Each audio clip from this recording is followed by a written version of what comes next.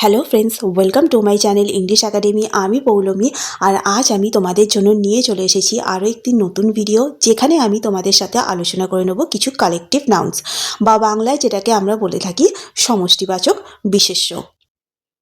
এই ভিডিওটি বিশেষ করে যারা চাকরির পরীক্ষার প্রস্তুতি নিচ্ছ, WB, SSC, group C, group D, বা পিএসসি মিসসেলেনিয়াস, ক্লার্কশিপ, বা ডাব্লিউবিসিএস, অথবা যারা সেন্ট্রাল গভর্নমেন্টের চাকরির পরীক্ষার প্রস্তুতি নিচ্ছ, বা স্কুল লেভেল চাকরির যারা পরীক্ষার প্রস্তুতি নিচ্ছ, তাদের জন্য কিন্তু এই ভিডিওটি খুবই প্রাসঙ্গিক, কারণ প্রায়শই কালেকটিভ নাউন থেকেও নানা ধরনের কোয়েশ্চেন আসতেই থাকে। তাছাড়া যারা এমনি সাধারণভাবে ইংরেজি শিখতে চাও, বা যারা পড়াশোনা করছো 8, 9, 10, 11, 12, তাদের ক্ষেত্রেও কিন্তু এই ভিডিওটি বিশেষভাবে প্রযোজ্য। তাহলে অবশ্যই ভিডিওটি প্রথম থেকে শেষ পর্যন্ত দেখো, একটুও স্কিপ না করে। আর আমার চ্যানেলটিকে অবশ্যই সাবস্ক্রাইব করতে ভুলো না যদি তোমাদের ভিডিওটি ভালো লেগে থাকে। তাহলে এসো এবার আমরা শুরু করে দিই।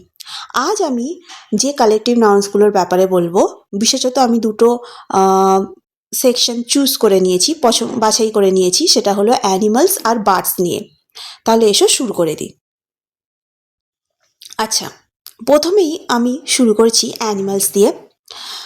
দেখুন, আছে এখানে একপাল গরু অথবা একপাল হাতি, একপাল হরিণ, একপাল শূকর, একপাল ঘোড়া, একপাল ছাগল, একপাল ভেড়া। মানে এই গরু, হাতি, হরিণ, শূকর, ঘোড়া, এগুলোকে আমরা যখনই দলবদ্ধভাবে দেখি, মানে এক একটা প্রজাতিকে, যেমন গরুর অনেকগুলো গরু, হাতি অনেকগুলো হাতি, তখনই আমরা তাদেরকে বাংলায় বলে থাকি একপাল। একপাল গরু বা একপাল হাতি, a group of cows, a group of elephants. এবার সেটাকে ইংরেজিতে বলতে গেলে আমরা কি বলবো? ইংরেজিতে বলতে গেলে আমরা বলবো হার্ড।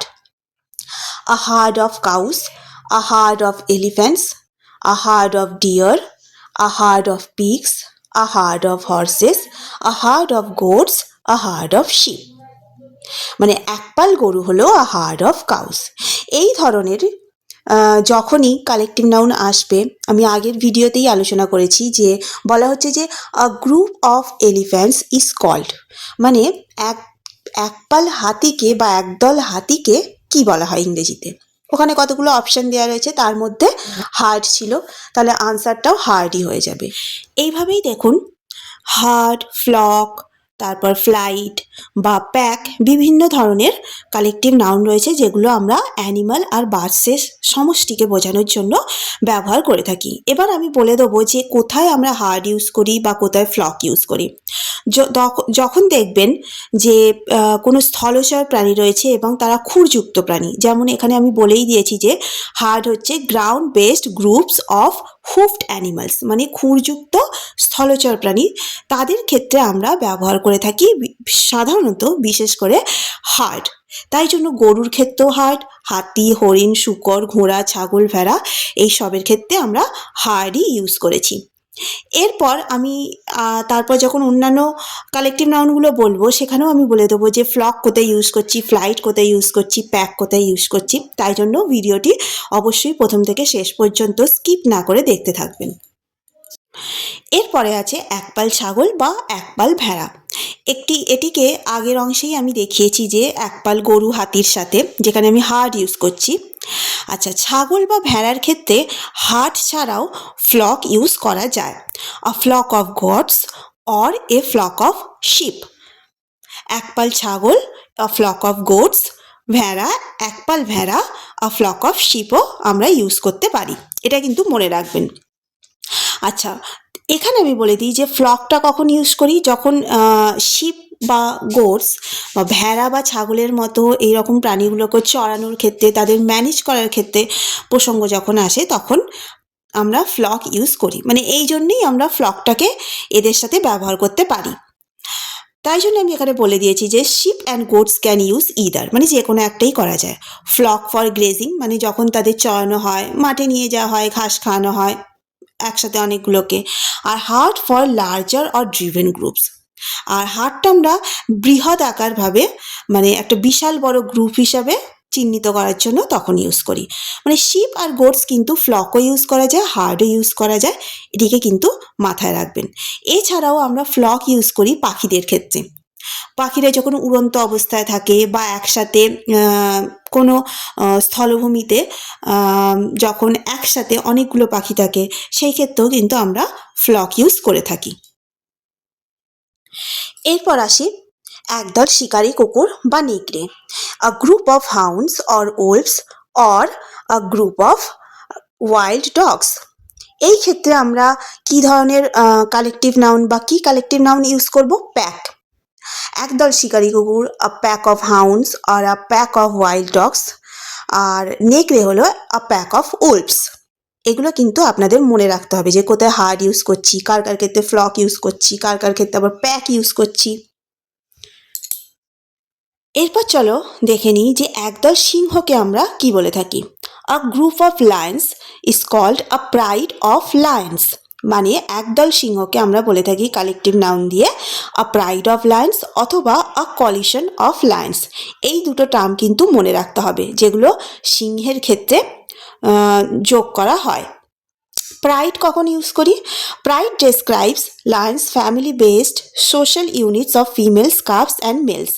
মানে প্রাইড আমরা তখন ইউজ করি যখন একটা গ্রুপে মেল ফিমেল কাপ সব লায়নের পুরো ফ্যামিলিটাই থাকে, তখন সেই ক্ষেত্রে আমরা ইউজ করি আ প্রাইড অফ লায়ন্স।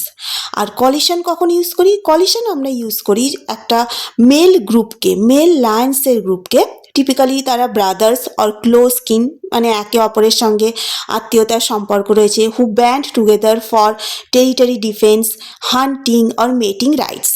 মানে যারা শিকারের জন্য এক গ্রুপে থাকে বা টেরিটরি ডিফেন্স করার জন্য এক গ্রুপে থাকে, সেই ক্ষেত্রে আমরা তখন তাদেরকে বলে থাকি আ কলিশন অফ লায়ন্স। তাহলে লায়ন্সের ক্ষেত্রে কিন্তু কখনোই প্যাক ইউজ করা যাবে না, হার্ডও ইউজ করা যাবে না, করতে হবে প্রাইড অথবা কলিশন। এটা কিন্তু মনে রাখতে হবে। এবার দেখে নেওয়া যাক একদল বাঘকে কি বলা হয়। A group of tigers is called an ambush of tigers or a streak of tigers. এই দুটো টার্মকে কিন্তু অবশ্যই মনে রাখতে হবে, একটা হলো অ্যাম্বুশ আর একটা হলো স্ট্রিক, যে দুটো টাইগারের সাথে ইউজ করা হয়। আচ্ছা, অ্যাম্বুশটা কখন আমরা ইউজ করি? বিশেষত অ্যাডাল্ট টাইগার্সদের ক্ষেত্রে, যারা হান্টিং করতে থাকে অথবা জলের খোঁজে এদিক ওদিক করে গ্রুপে। Ambush is used for adult tigers gathered at a kill or water source. আর স্ট্রিক কখন আমরা ইউজ করি? আর স্ট্রিক অফ টাইগার্স আমরা তখন ইউজ করি যখন আমরা একসাথে বাঘিনী এবং তার বাচ্চাদেরকে এদিক ওদিক ট্রাভেল করতে দেখি, এক জায়গা থেকে অন্য জায়গায় ট্রাভেল করতে দেখি, তখন আমরা বলে থাকি আ স্ট্রিক অফ টাইগার্স। যাই হোক, এই দুটো টার্মকে কিন্তু ভালো করে মনে রাখতে হবে, যেগুলো টাইগারের সাথে ইউজ করা হয়। সেটা হলো না অ্যাম্বুশ অফ টাইগার্স অথবা আ স্ট্রিক অফ টাইগার্স। এরপর আসি পাখিদের ক্ষেত্রে আমরা কী ধরনের কালেকটিভ নাউন ইউজ করি সেই ব্যাপারে। একসাথে যখন আমরা অনেকগুলো পাখিকে দেখি তখন আমরা বলে থাকি এক ঝাঁক পাখি, আর সেই ক্ষেত্রে কালেকটিভ নাউন ইউজ হবে আ ফ্লক অফ বার্ডস অথবা আ ফ্লাইট অফ বার্ডস। পাখিদের ক্ষেত্রে সাধারণত আমরা ফ্লকটাকে সব পাখির সাথেই ব্যবহার করতে পারি, কিন্তু প্রাণীদের ক্ষেত্রেও আমি ফ্লক ইউজ করেছি, এর আগের অংশটিতেও আমি আপনাদেরকে সেটা দেখিয়েওছি। কিন্তু সব প্রাণীদের ক্ষেত্রে ফ্লক ইউজ করা যায় না, কিন্তু পাখিদের ক্ষেত্রে সব ধরনের পাখির ক্ষেত্রেই আমরা ফ্লক সাধারণত ব্যবহার করতে পারি। এবার ফ্লক আর ফ্লাইট আমরা কখন ইউজ করছি? পাখিরা উড়ন্ত অবস্থায় থাকলেও বা নিচে গ্যাদারিং একসাথে থাকলেও, গাছের ডালে একসাথে থাকলেও আমরা ফ্লকটাকে সাধারণত পাখিদের ক্ষেত্রে ব্যবহার করতে পারি। ফ্লাইটটাকে আমরা বিশেষভাবে ব্যবহার করি তখনই যখন তারা উড়ন্ত অবস্থায় থাকে, একটাই কোঅর্ডিনেটেড মোশনে। তাহলে অবশ্যই মনে রাখবেন যে এক ঝাঁক পাখিকে আ ফ্লক অফ বার্ডস বলি, অথবা তারা উড়ন্ত অবস্থায় থাকলে আ ফ্লাইট অফ বার্ডস। এছাড়াও কিছু বিশেষ পাখিদের জন্য কিছু বিশেষ টার্ম রয়েছে, সেগুলোও দেখে নিই। এক ঝাঁক হাঁসকে আমরা a gaggle of geese, a skein of geese অথবা আ ওয়েজ অফ গিস বলতে পারি। এছাড়া সাধারণত আ ফ্লক অফ গিসও বলতে পারি। গ্যাগেল আমরা কখন ইউজ করি? যখন তারা জলে বা স্থলভাগে একসাথে থাকে, তখন আমরা গ্যাগেল অফ গিস বলি। আর স্কেইন অফ গিস কখন বলি? যখন তারা একসাথে উড়ন্ত অবস্থায় থাকে। আর ওয়েজ অফ গিস বলি যখন তারা ভি ফরমেশনে ফ্লাইট করে, সেই ক্ষেত্রে। তাহলে বন্ধুরা, এই টার্মগুলো কিন্তু অবশ্যই মনে রাখবেন। এবার চলে আসি এক ঝাঁক কাককে আমরা ইংরেজিতে কী বলে থাকি। ফ্লক তো ইউজ করতেই পারি, সেটা আগেই বলেছি। এছাড়াও যে যে টার্মগুলো আমরা কাকের সাথে ব্যবহার করি সেগুলো হলো a murder of crows, a horde of crows, a master of crows or a mob of crows. আচ্ছা, মব মার্ডার কখন ইউজ করে থাকি? সাধারণত কাকেদের ক্ষেত্রে মার্ডারটা ইউজ হয়, এটা একটা traditional term, a murder of crows. Horde use হয় যখন তারা অনেকটা বড় গ্রুপে থাকে, সেই ক্ষেত্রে আমরা হোর্ড অফ ক্রোস বলতে পারি for large stationary groups. Muster of crows আমরা ইউজ করি যখন তারা কোনো একত্রিত অবস্থায় কোনো গাছের ডালে বা অপেক্ষা করতে থাকে অথবা কোনো উড়ন্ত অবস্থায় থাকে, সেই অবস্থায় আমরা বলতে পারি আ master of crows. A mob of Kroos বলি যখন তারা কোনো গ্রুপে অ্যাগ্রেসিভ অবস্থায় থাকে, মানে অ্যাটাক করার মুডে থাকে, সেই ক্ষেত্রে আমরা আ মব অফ ক্রোসও বলে থাকি। তাই জন্য ফ্লক ছাড়াও এই বাকি টার্মগুলো কিন্তু অবশ্যই মনে রাখবেন। এরপর দেখে নিই এক ঝাঁক পাতিহাঁস বা একপাল পাতিহাঁসকে আমরা কি বলি। ফ্লক অফ ডাকস তো বলেই থাকি সাধারণত, এছাড়াও আমরা বলতে পারি a raft of ducks, a paddling of ducks অথবা আ ওয়াডলিং অফ ডাকস। আচ্ছা, র্যাফট অফ ডাকস কখন বলি?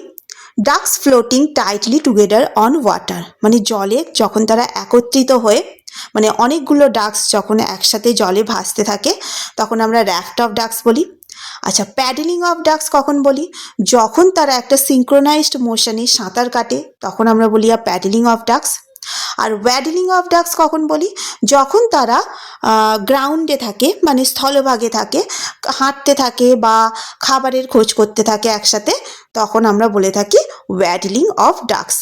Ducks on ground often foraging or moving clumsily due to webbed feet. তাহলে অবশ্যই মনে রাখবেন ফ্লক ছাড়াও আমরা বলতে থাকি raft of ducks, paddling of ducks অথবা আ ওয়াডলিং অফ ডাকস। এরপর চলে আসি পায়রার কালেকটিভ নাউনে। এক ঝাঁক পায়রাকে আমরা বলে থাকি আ ফ্লক অফ পিজিয়ন্স অথবা আ কিট অফ পিজিয়ন্স অথবা আ লফট অফ পিজিয়ন্স। মনে রাখবেন তাহলে পায়রার ক্ষেত্রে ফ্লক, কিট আর লফট এই তিনটে আমরা ইউজ করতে পারি। ফ্লক তো সাধারণত বলেই দিয়েছি, সাধারণ ক্ষেত্রে যখন ওড়ে বা এমনি অবস্থায় থাকে সেই ক্ষেত্রে আমরা ফ্লক ইউজই করে থাকি। এছাড়া আমরা কিট কখন ইউজ করি? Used in a pigeon breeding for clustered or flying groups, মানে পায়রা প্রজননের ক্ষেত্রে আমরা কিট ইউজ করে থাকি, মানে একসাথে অনেকগুলো পায়রা প্রজননের ক্ষেত্রে, অথবা তারা কোনো গ্রুপে উড়ন্ত অবস্থায় আছে সেই অবস্থাতেও আমরা কিট অফ পিজিয়ন্স ইউজ করে থাকি। আর লফট ইউজ করে থাকি আমরা ডোমেস্টিকেটেড পিজিয়ন্স হাউস টুগেদার, মানে পালিত যে সমস্ত পায়রাগুলোকে পালন করা হয় বাড়িতে, সেই সমস্ত পালিত পায়রাগুলোর ক্ষেত্রে তাদেরকে যখন গ্রুপে একসাথে দেখা যায় সেই ক্ষেত্রে আমরা লফট অফ পিজিয়ন্স ইউজ করে থাকি। তাহলে টার্মগুলো অবশ্যই মনে রাখবেন, flock of pigeons, kit of pigeons or a loft of pigeons. এরপর দেখে নিই তিতির পাখির দল। তিতির পাখির দলকে সাধারণত আমরা ইংরেজিতে আ গ্রুপ অফ কয়েলস তো বলেই থাকি, এছাড়াও আমরা বলতে পারি a flock of quails. Flock সাধারণত সব পাখির ক্ষেত্রেই যায়। এছাড়াও a covey of quails, a bevy of quails. এগুলো কিন্তু মনে রাখতে হবে, কভে আর বেবি এই দুটো কিন্তু কয়েলসের সাথে ইউজ হয়। এই টার্মগুলো কিন্তু অবশ্যই মনে রাখবেন। তাহলে বন্ধুরা আজ এখানেই শেষ করছি। ভিডিওটি যদি তোমাদের পছন্দ হয়ে থাকে অবশ্যই লাইক, শেয়ার, কমেন্ট এবং সাবস্ক্রাইব করতে ভুলো না আমার চ্যানেলটিকে। এরকম আরও অনেক ভিডিও নিয়ে আমি আসব, যারা চাকরির পরীক্ষার প্রস্তুতি নিচ্ছ তাদের জন্য, এবং যারা এমনিতেও শিখতে চাইছো তারাও এই ভিডিও থেকে উপকৃত হবে আশা করি। তাহলে ধন্যবাদ ভিডিওটি দেখার জন্য।